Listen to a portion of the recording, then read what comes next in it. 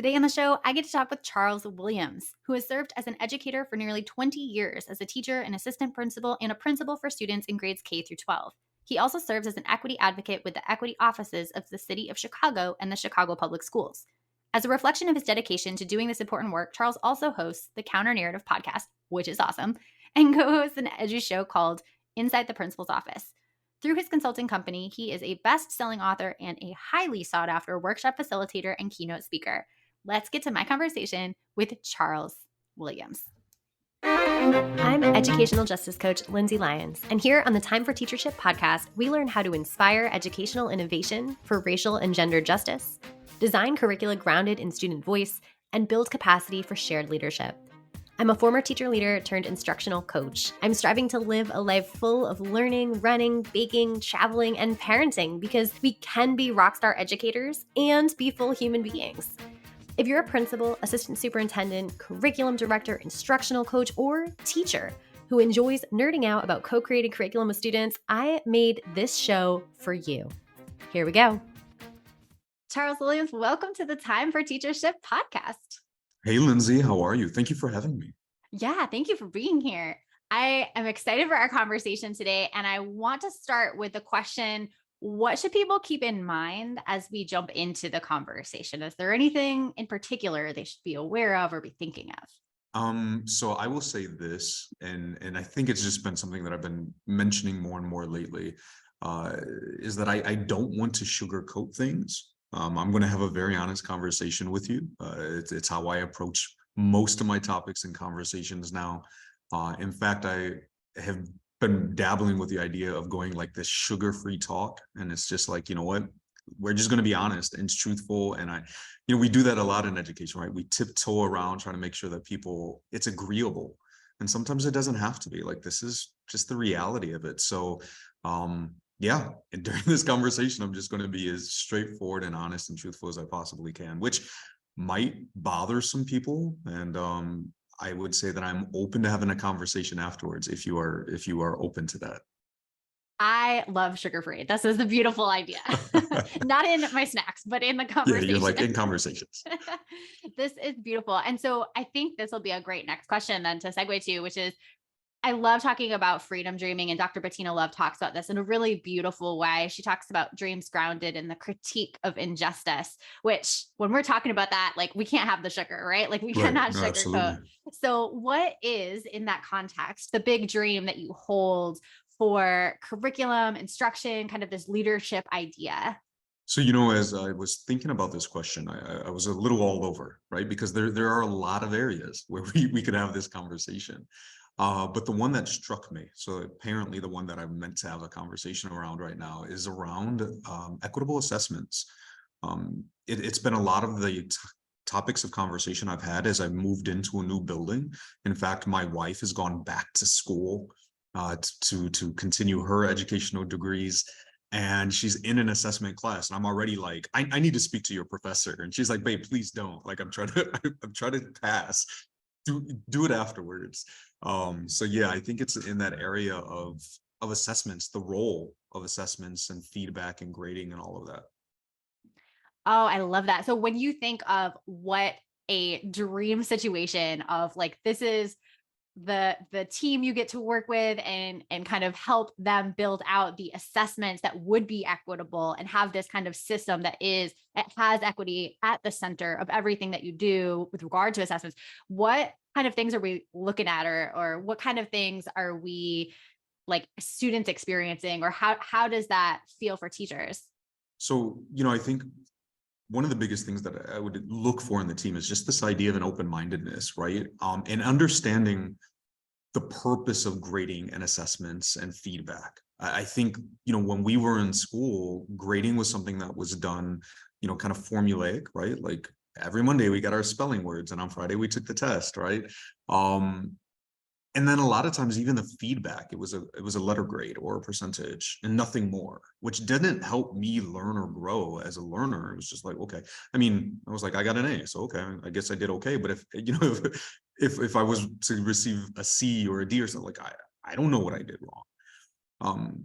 And then even the I guess within that process, it's the time frames. I mean, how often did you turn something in like an essay or a paper, and you got it back 2 weeks later, right? Like, well, what am I supposed to do with it now? Because we're so deep into the next unit of study. So I think the role of assessment is critical. And then from the student side, I think what would be helpful in that is that I'm really being assessed on what I know and not my journey, right? So I was one of those students who just got it, right? I could read something and I memorized it. You would say it to me, I held on to it long enough to regurgitate it, because in reality, that's what we were doing for assessments, right? So they weren't even authentic assessments, which is a whole nother piece to this. So I could just regurgitate it, right? Get my A and keep it moving. But what about those students who took some extra time, right? And so when we talk about like averaging grades, now you're punishing me because I didn't get it as quickly. But at the end of the unit, at the end of the course, whatever it may be, at that point of that summative assessment, I have the same exact, base of knowledge, right? The same amount of knowledge as the person sitting next to me. But because it took me a while longer, right? And so it takes that away. I mean, I don't know how many times I've had conversations with students where they're just like, well, what is this worth? How many points is this worth? Right. And so I don't see learning as a process, right? This idea of like, I'm in it to actually learn. I'm in it to receive a grade. It's that transactional experience. So at the end of the school year, I mean, and think about this, when grades are in, right? And I'm at a high school now, I used to be at an elementary, but still same thing. When those final grades are in, 2-3 weeks before the end of the year, because you got to figure out graduation and all of that, right? And the mind is, well, learning is done because I'm no longer working towards a grade, and that's one of those unfortunate symptoms of our current grading process. But if I was in it to learn, then you know what? I would still be, hey, where are we going with this learning journey? How I still didn't get to share with you what I've learned, right? It's that very extrinsic process. So I know that was a lot, but those are multiple pieces that kind of encompass this vision around what it should be.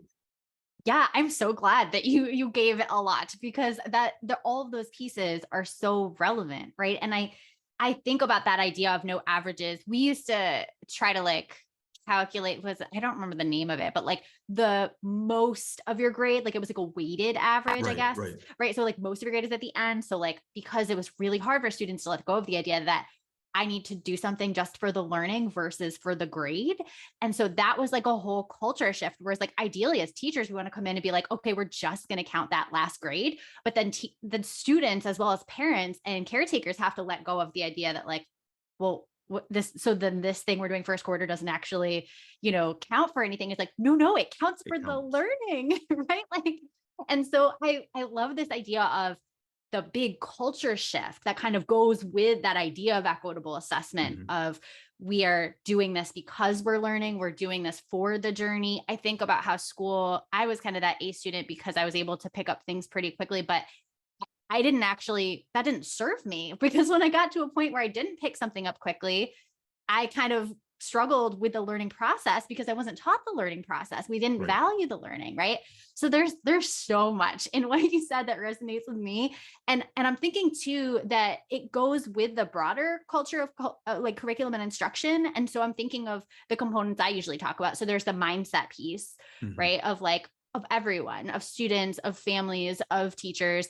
There's the pedagogy, like how do I interact with my students on a day-to-day basis? There's the assessment piece, and then there's the what are we literally learning about? Like what's the content? And so I'm wondering like how you see these pieces kind of connecting to assessment and equitable assessment and that whole kind of culture that you're kind of describing here. Yeah. So, I mean, I think going kind of through some of those, right? There is that mindset, right? It's the idea that you're not given something for every little piece, right? And you're right. I think you mentioned something about the learning struggle, which is absolutely necessary. It is a natural part of learning, but because we punish it, right? And I mean, think about that. Like we punish a natural part of the process that we're supposed to be doing. And so because we punish it, how many students who go through that pretend like as if they're not? Right. So either A, I'm not going to tell you that I'm struggling, and therefore I'm not going to actually understand it, or I'm going to engage in other types of behaviors so that way you don't see that I'm struggling. And then you have a whole nother set of issues, right? Because the students who are acting out or doing other things simply because they're struggling, but we're punishing the struggling process, right? And so it definitely is a mindset shift about what is learning supposed to be? What is that process? What are we looking at? And really shifting that focus into the end. And I know a lot of times, as you mentioned, grades are necessary, right? It's hard.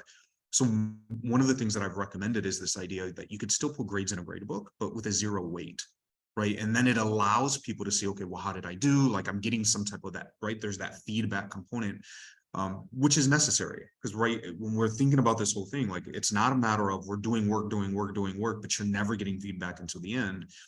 Feedback is an absolutely necessary part of the process, right? So in those formative assessments, you're providing that feedback, right?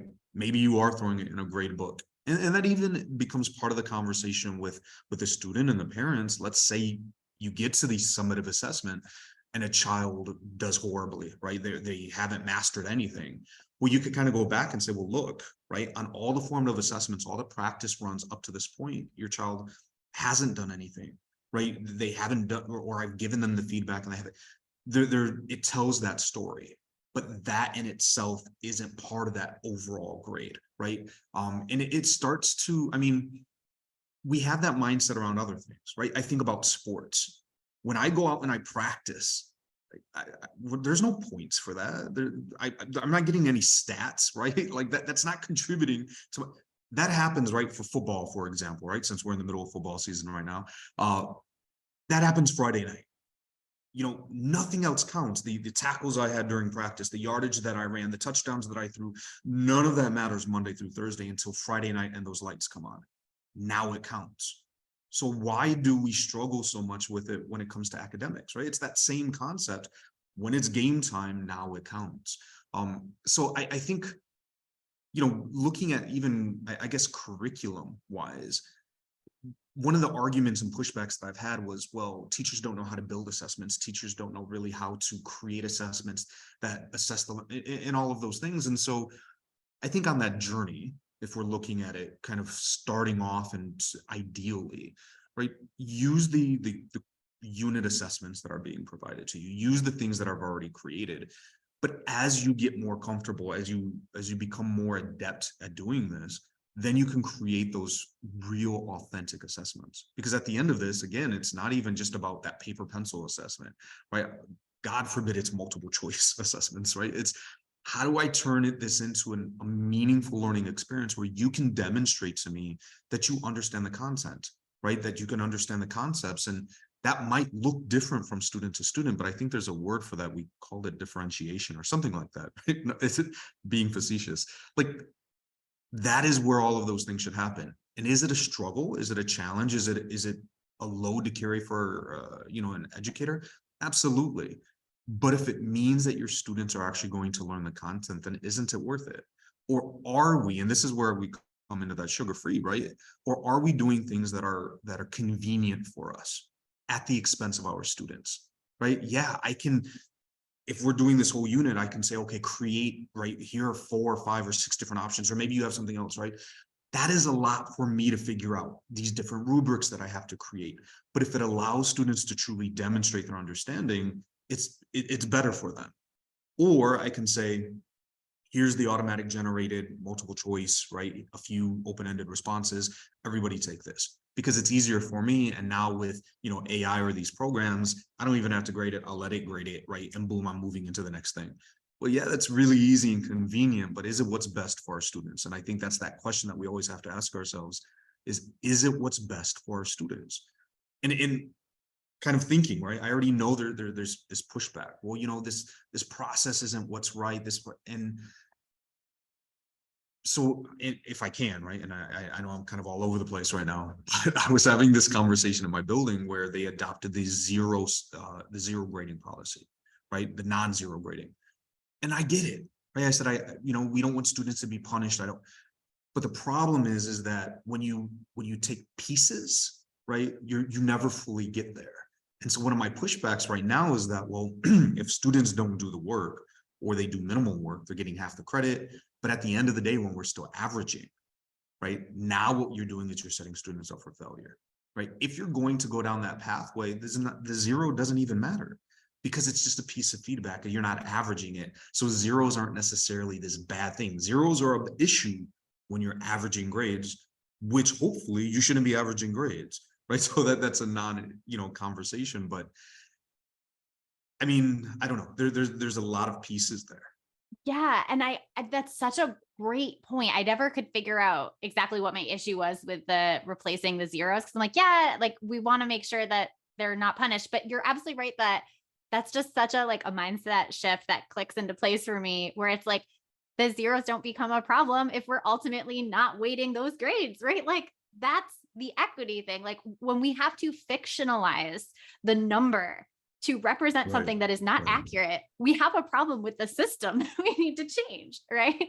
Right, right, and we keep trying to tweak the system, right, Yes. in order to. So it's like, instead of just like, can we just make sure that we, even if we have to replace it completely to fit our needs, right? Like, you're right. So no matter those small tweaks, if at the end it's resulting in the same thing, where, like you said, this gamifying, right, of what really occurred, it does nobody any good. And I saw that this past year. So many students who were passing, right, who under normal circumstances wouldn't have passed. My pushback was, well, if I didn't do any of the work, right, when it came to that summative, there's no way I would be able to do well.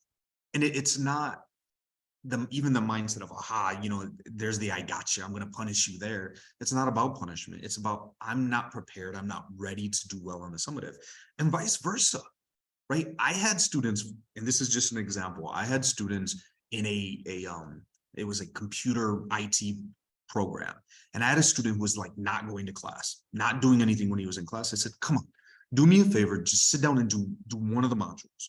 Demonstrate to me that you can, because I think once you get going, it'll be a lot easier. So this student, right, because he wanted to prove to me how wrong I was, didn't just do a module.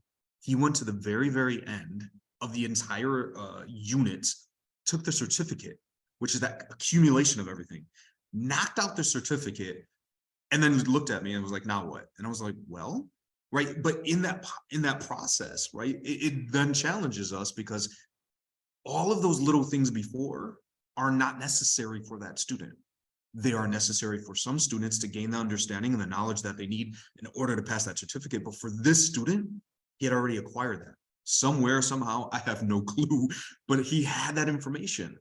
So in his, I'm not going to class, or I'm going to sit in here and do nothing, wasn't necessarily an act of, I guess, negligence or pushback, disrespect, whatever it may be.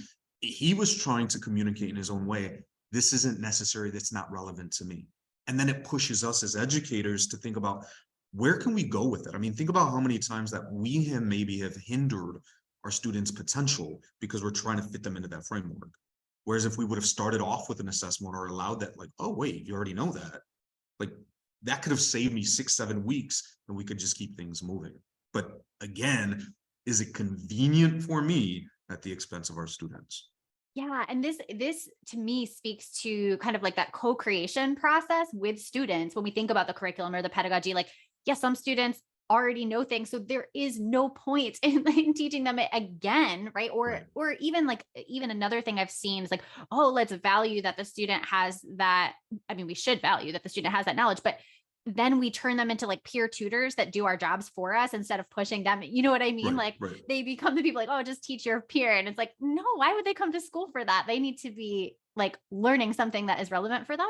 And Absolutely. so I just think about like what that looks like in practice. And I know we're going on a little deviation here, but I'm wondering like, what is that for you? What does that like co-creation look like? Or what is that like pedagogy and curriculum? Like, how do teachers make decisions? I guess I'm thinking in a way that's very personalized, right? And differentiated to your point, so that we don't have students who are like, this is totally irrelevant to me. And like, I'm just going to disengage. So, you're right. I mean, it starts to become very, it's a load, right? When we talk about like IEPs, individualized, learning plans for the students, it almost becomes a process where each student has their own, right? Understanding, like, these are the skills that are needed. Where are you at on that continuum, right? Students who have already mastered it, asking, like, how can we take them beyond that? Those who haven't mastered it, what am I doing to get you to that point?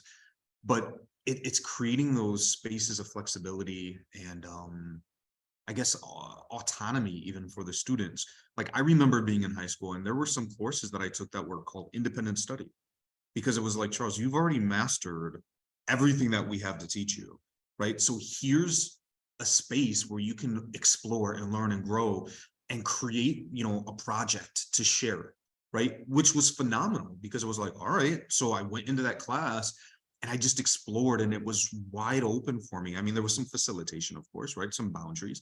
But I mean, think about that. But again, there's a lot of, I guess, maybe lack of control, and that scares people because what is he going to learn? What is he going to do? What is he like? But I think for the most part, if students are saying, "Hey, I've mastered it," if I'm here, like challenge me in a way, right? I think a lot of the behaviors that we see are challenge me, or you're challenging me too much, so we can cater that. I mean, putting students to say, hey, go study something while I work with this other group, because I, maybe as a teacher, even in this space, I don't have what you need right now. I mean, think about that. That is a scary thing for a teacher to say, is that I can no longer guide you on that educational journey, at least within this unit of focus, right? Because then it's like, well, I'm irrelevant, right? Maybe my job isn't needed anymore, right? There's like whatever it may be, but it's okay to say that, to say, okay, you continue on that journey and I'm going to help guide these other students. I mean, there's no one way, right? There's no cookie cutter fix to any of these things, but I think it's stepping back and looking at what do my students need and what is a practical way for me to develop or introduce that, to provide that. You know, it's not the convenient thing, right? But it's also on the other end. It's not just saying, hey, you know what? I want to create a lesson for every single student. That's not, that's not feasible. But falling in that middle is, what do they need and what can I actually provide? And recognizing that sometimes I got to take my hands off and let them go, which again, as I said earlier, I think is a scary thing for a lot of educators. Yeah, and it goes to the mindset shift again, I think, of like we as educators are more supporting the process of learning and the journey of learning versus the content specifically. I think we get very in our heads as teachers, especially high school teachers. That's my background. And it's like, oh, we know our content and we have to like regurgitate that content to the student. And it's like, we don't actually need to be content experts. I don't think in any grade in any subject necessarily. We need to have a decent background, but we're not going to know everything about everything. Right. And if we could just take that and be like, oh, all right, it's okay to be like, I don't know, but I know the process of learning and I know my pedagogy and I know how to equitably assess, right? I'm going to help you along that journey. And you can kind of go into within this. I always think about like a content umbrella of like the unit we're teaching or whatever. And then you can like sub specialize in this like aspect of it that I don't actually know a ton about, but you go run with that and then come back and you tell me the project and how you want to put it together and all this stuff. And like, that what's beautiful about that is there's still those touch points with the teacher coaching along the way of like, okay, I Mhm. got stuck. How do I get unstuck? Okay, you need like a 5-minute conference. Cool, let's do that. And I think that just to me solidifies the importance of the teacher role when you're saying, I've heard that so many times, teachers feel irrelevant when students are going and running. It's like, well, if I see myself as a coach, right? And we were talking about sports already. Like I have a sports background as well. So I'm always thinking about like, well, coach isn't like on the field with them, right? Like they're coming back, they're like calling some plays and they're letting people run with that. And I think if we have that mindset, it's a lot easier to be like, oh, okay, so I'm letting go because I should be letting go. That's part of it. Absolutely. And I mean, think about the liberation in that, right? Yeah. As a teacher, like I think we hold so much and we carry so much, right? I was that English teacher forever, right? And you hold so much, like I'm responsible, but like you said, it's very liberating to say, oh, okay, like now my job is a facilitator, right? And I think a lot of times we do that really well in the admin level, or some of us. So I did that with my staff. We ran these series of meetings and sessions, and they're like, "Well, thank you for doing this." And I was like, "I didn't do anything. I created a space. We had these goals and objectives, and then I facilitated your journey. I had no idea what this was going to look like in the end. We had ideas of where we, but I didn't know the route you were going to take. I didn't know what you were going to produce, right? I facilitated the journey. And then I think that's where, as you mentioned, as educators that we have to get to, right? These are the content, these are the skills that you need to do. Now let's go, right? And how can I help you get there? Yeah, absolutely. I'm wondering if there has been I know you've kind of mentioned a few challenges along the way of like Oh kind of yeah. like right, like in doing this work. Is there any challenge that sticks out to you that you've either you're in the middle of and you're kind of working through, or that you worked through and you would recommend for someone listening who's like, yeah, I want to do this thing, but I'm facing this challenge or I'm anticipating this challenge. Like, how would I possibly work through it? So I imagine there's a lot of challenges that come up. There are. I mean, the non-zero was like probably my biggest one. Especially because it was like, well, it's equitable, right? And I think that's the other idea is that what does equitable grading mean? And I think people as a school, as a district, as you know, we need to determine what that means because equity is a word that is thrown around a lot in education. And it feels like, well, if I say it's equitable, then it means it's a good thing, but is it equitable, right? Or are you hurting students? Are you setting them up with unrealistic expectations? And in this case, right, with the non-zero policy, that's what I felt, and that's what I kept saying. And I know that there was some disagreements, some lively conversations around that, but that is where I stood. I said, this is an unrealistic expectation that essentially, right, you're receiving half credit for doing nothing, right? And then learning how to game that system, because that's essentially what we were teaching students. How do I game the system so I can do as little as possible and get a grade? Because again, we're still in this transactional experience, right? Instead of focusing on that mindset shift of why am I in school, and shifting that over to the process of learning as opposed to that transactional experience. I think, one of the other things is that, and I'll just be honest, I was in a board meeting at my former company, and somebody handed me an article, and it was that classic, like, you've read the stories where you're the only minority in the room and people kind of look at you. And it was this article called Race-Based Grading, and they handed it to me and they're like, what do you think about this? And I was like, well, can I read it first? And what it was referencing was equitable grading systems, but what they were arguing was that equitable grading systems would benefit Black and brown students at the expense of white students. And I was like, well, first of all, like, they've got the concept completely wrong. And we had this whole conversation around it that, because it was talking in there around, like, for example, policies around homework. Well, why do students, from minority backgrounds, like, they don't need to do homework, but they're going to get full credit for it? Well, that's not the whole concept, right? It's not just giving full credit for something that wasn't done. It's about understanding that sometimes students don't have resources or the supports at home that other students have, right? So yeah, but again, it goes back to that averaging. If we're not averaging it, it doesn't matter, because all that homework should do is provide an opportunity to learn and to practice a skill. That's all it should have done, right? And so again, for me, it was just coming back to, and I think that biggest push is, can we stop averaging grades? Can we start focusing on that summative assessment, right? Even if that's a first step, just focus on that summative assessment, not even talking about standards-based grading, right? That's the next part of that. Like, but can we just focus on the end? What did you learn, right? I don't know how many times, this idea around, these equitable, and I say it with quotes, I know you can't see me, um, like the late policies then, right? Well, I could turn it in whenever. Well, what are you saying then, right? Because if I can turn it in past the assessment, is it really part of the learning journey, or is it just a task that I'm doing to, again, receive credit, thus that transactional experience? And then teachers are receiving a mountain of papers and assignments and things at the end of a grading period, and they're trying to hurry and put it all in. But the whole point of those assessments right, because they're formative assessments, was feedback. But I'm not giving you any feedback because it's the last day of the grading period. Like, it's when we step back and we look at that, it's like somebody has to say, this is not right, right? And there's a very easy way to fix it. And I think that if we slowed down a little bit and maybe took that step back and looked at these pieces, and then looked at the real results of those pieces, because it sounds great when you say it, like, well, students shouldn't be punished for turning things in late. That sounds right, but let's look at what that means, right? Students shouldn't receive zeros. It sounds fine, right? Because I used to be that person. I used to be that proponent, like, no zeros. But let's step back and look at what it really means. And I think that we are so often in education so quick to grab on to the next newest thing. Like we don't pause and say, what does it mean? Right. And is there something that could truly address this? But the thing that does address it means a lot of that convenience that we've talked about has to go out the window. Right. And so I'm assuming that there are people like, no, I don't want to adopt this because of what it means for me.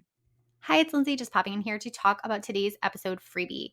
So, in the spirit of leading change and in alignment with Charles's sugar-free conversation approach, I think this resource will complement this conversation nicely. It is my Diagnosing Adaptive Challenges workbook. To date, it is one of my most popular resources, and I want you to have it. Head to lindsaybethlyons.com/blog/137 to get yours. Back to the episode. Yeah, absolutely. Definitely a culture shift and something to talk through with your staff if you're a listener thinking about doing this, but so worth it, right? Like as we've talked about, this is basically like re-listen to the episode, share it with your staff, I think, because there has been like I think so many moments, Charles, where you kind of like pulled back the curtain on this. I'm just like, right, like this may like just like what you just said, this may make like initial like, oh, okay, interesting. But when we pull it back and we say, hey, it just there's no better way that I've seen so far than to do what you're describing, which is just do the summative. And I think two things with that. One is to have a summative that is co-created with a student that makes the Mhm. student interested in it. Because I think some of the things that we try to do is like threaten almost like you will get a 0 if you don't do this work as kind of like a coercive mechanism versus you're working toward this thing that you actually really want to do. You co-created what the summative is going to be. Like you're invested. You're just going to do it because you're interested in the learning journey versus like, this is a stupid assignment and I don't want to do it. Right. I've been there as a student. And I'm just like, Sure, sure. why? And I think there's that transactional idea or that coercive idea of using grades in that way has just been so much a part of education and what we're trained to do in teacher school. And it's so problematic. There's a lot of unlearning, I think, to do before that. And also the homework thing for me, like I eventually stopped giving homework and I just was like, if I can't teach you it, and this is an unpopular opinion, but I was like, if I can't teach you it in my class time that I have you, like then I'm failing you, right? Like I'm just like, this is the time we have together. In addition to not being able to, right? I had a lot of students who worked like 30 hours a week or something, Right, like they right. don't have time to do homework. And not only that, but like even the students who don't, like you're a kid, you should have time to play and just not have to always be working. So like that 10 minutes you do have, go outdoors or something, right? Like be a human. And I think there's so much value in that piece. It's a little bit of another episode topic, but I'm thinking for a listener who's like, all right, this is a big change, but I am invested in the idea. Now, what do I do as like a first step, like a momentum builder, perhaps, or an introduction to my staff that maybe we're going to entertain this? What would you say a good first step would be? Hmm. So I think there's a few different entry points. There's a book out there, which I know, there are people who like it, people who don't, but it's called Grading for Equity. And in fact, one of the chapters in there, and I think read it in its entirety. I will put it this way, read it in its entirety because it talks about a lot of these ideas. And then it's like, well, here's where we should go with it. But if you read it only partially or a chapter and you're like, oh, that's what it said, which is kind of what happened in my building. Like you didn't finish the idea, right? Like finish the book, right? Have a conversation around it. And then begin looking at what would this look like in our building? What are the obstacles that we're going to have to overcome, right? The mindset shifts for students, for parents, for staff, right? Having those conversations, flushing it out. Don't just like launch into this immediately. Begin having those conversations, understand the obstacles that you're going to have. And then I would even maybe test it out, right? As a pilot program in maybe something that isn't so heavy, I guess. And this is no offense to any of my teachers, but you have those classes that are like core classes that come with heavy credit, right? And then there's the other ones that are like, that's an extra credit, right? Like it's okay. Like, what if we tested it out in those spaces where it was like, hey, it didn't work. We got to fix this, right? Um, and it doesn't have that much damage. I would also say and I wish I could think of one right now off the top of my head. There are plenty of schools and districts doing this work. So what I'm talking about isn't like this weird thing that I dreamt about last night. Like this work is happening. So instead of you trying to recreate the wheel and starting from scratch and trying to figure out, like, go visit those schools or have conversations with the individuals in those schools, talk about their journey, figure out what it was that they did, and think again, how might this look in my own space? How might this look in my own building? Because it's not about just taking what's another school is doing and doing it, right? Because it may not necessarily work, but figuring out those components and putting them in within your own school. I think the biggest part of this is that mindset shift. it I mean, we've been so long with this transactional experience. And I will say even this, right? A lot of people are like, well, we're preparing students for college. And I don't know about you, Lindsay, but how many college courses, like, it was a final. That was your grade. Like, maybe I didn't go, I remember a class where what they did was there was a PowerPoint which was shared online. Every class they read the PowerPoint, which I was like, I know how to read. I don't need you to read a PowerPoint to me. So I stopped going to class and I showed up for the midterm and aced the midterm because the midterm was about, right. But that scares people because guess what? I then took control of my learning in that process. And they're like, well, kids have to be in the building. They can't just skip out. Like, it starts to open up these other conversations around not just grading them, but the format and functionality of school. And again, like, our schools have been structured in a way for centuries because of like agrarian societies. Like, maybe it's time that we begin, right? I mean, there was this thing that happened not too long ago, this like pandemic that forced us to look at school in a different way. Like, maybe there's some lessons that we could learn and adopt, and it's not just a convenient place, there's that word again, for students to come during the day while their parents are at work, so that way they're being monitored. I mean, I'm just saying things, right? But like, is that what we're doing and trying to make it relevant, right? Or making it seem like the things that we're doing are relevant because you got to sit in this seat for X number of minutes and do these, like, maybe it's just time. But that, I think, will begin going down that process because, again, the more you go down this journey, the more you can step back and say, why are we doing this? Right? And does it make sense? And again, that question is it what's best for students? Yes. Oh my gosh, it makes me think of like the idea of like you have to suffer because I suffered kind of thing. Like teachers, I feel like do that, right? Like, oh, that was just the first year. It sucked. It was terrible. So like I'm not going to give you any help. And like I think also with us as students, it's like, okay, students, like, yeah, it sucks to sit in a chair for 6 hours a day and like not move, but like that's what school is. So we did it. You have to Yeah. do it. And it's like, if we shadowed a student as adults, that is a transformative experience to sit where a student is sitting and just do the things a student is doing for 6 whole hours, like, or whatever the school day is, 6.5 hours. Like people come out of that experience and are like, what are we doing? Like, why would we do this to students? They're not moving. They're not talking. They're like reprimanded for asking to go to the bathroom. Like, all these things about I love that you talk about the format and functionality of school. Like we are sometimes so distanced, even though we're in it, we're teachers or we're in the school system, we're still very distant from the student experience of school. Mhm. And therefore we make these decisions or we say we had to do it, so you have to do it. And it's like, not the best. It's not working. Yeah. Oh my gosh. Well, I just realized how long we've been talking. This has been wonderful. I have two final questions for you. One Sure, is for sure. absolute fun. What is something you've been learning about lately? And it does not have to relate to our work. It could be literally anything.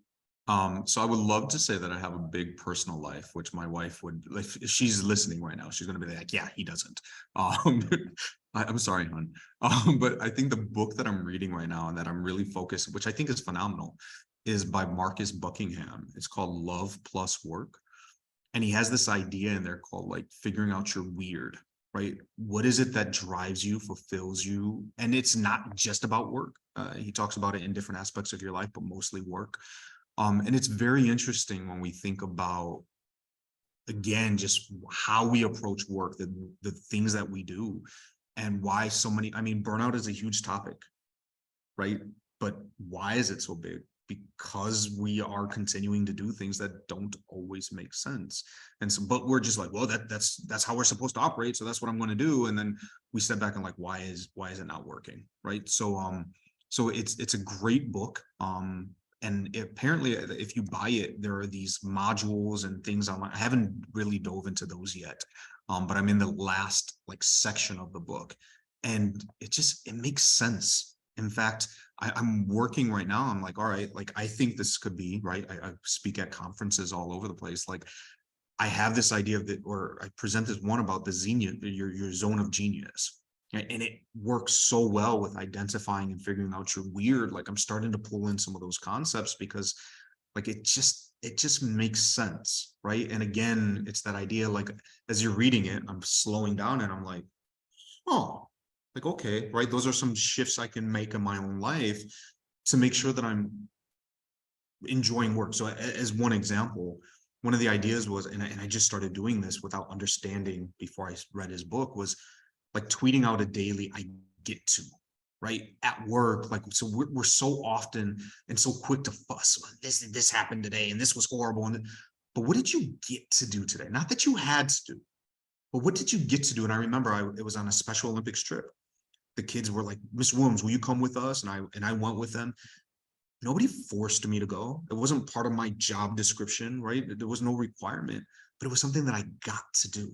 And it was such an enjoyable experience. And it was one of those moments that, right, refuel you so that way you can do the things that you have to do.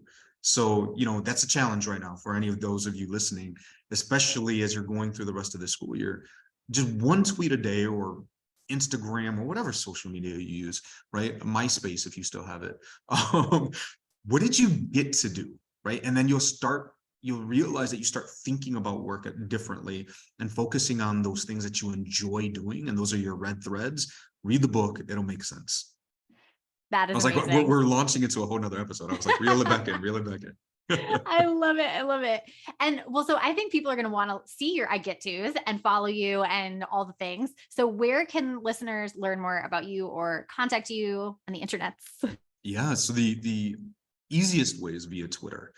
So my handle there is @_CW Consulting. I used to fuss about the underscore because somebody has it without the underscore and they don't use it. But I've made it what it is now with the underscore. So there is an Instagram account with that.